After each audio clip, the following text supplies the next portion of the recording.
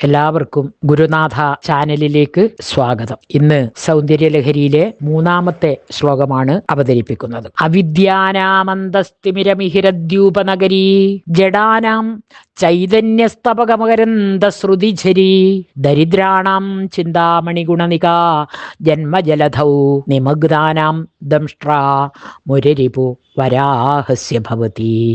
അല്ലയോ ഭഗവതി, നിന്തിരുവടിയുടെ പാദധൂളി അജ്ഞാനികളായവർക്ക് ഉള്ളിലുള്ള അന്ധകാരമാകുന്ന മോഹവലയത്തെ നശിപ്പിക്കുന്നതിനുള്ള സമുദ്രമധ്യത്തിലെ സൂര്യോദയ സ്ഥാനമായും മന്ദബുദ്ധികളായവർക്ക് ബുദ്ധിശക്തിയെ നൽകുന്ന കൽപ്പകവൃക്ഷത്തിന്റെ പൂങ്കുലയിൽ നിന്ന് ഒഴുകി വരുന്ന പൂന്തേനായും ദരിദ്രന്മാർക്ക് ദാരിദ്ര്യത്തെ അകറ്റി അഭീഷ്ടങ്ങൾ സാധിച്ചു കൊടുക്കുന്ന ചിന്താമണിരത്നക്കൂട്ടമായും ജനന മരണ രൂപമായ സംസാര സാഗരത്തിൽ മുങ്ങിക്കിടക്കുന്നവർക്ക് അവരെ ഉയർത്താൻ വിഷ്ണുവിന്റെ അവതാരമായ ആദിവരാഹത്തിന്റെ തേറ്റയായും ഭവിക്കുന്നു. പാദധൂളി മഹാത്മ്യം തന്നെയാണ് ഇതിൽ വർണ്ണിക്കുന്നത്. അവിദ്യാനാമന്തസ്തിമിരമിഹിരദ്യൂപനഗരീ ജഡാനാം ചൈതന്യസ്തപകമകരന്ദ ശ്രുതിഝരീ ദരിദ്രാണാം ചിന്താമണിഗുണനികാ ജന്മജലധൗ നിമഗ്നാനാം ദംഷ്ട്രാ മുരരിപു വരാഹസ്യ ഭവതി.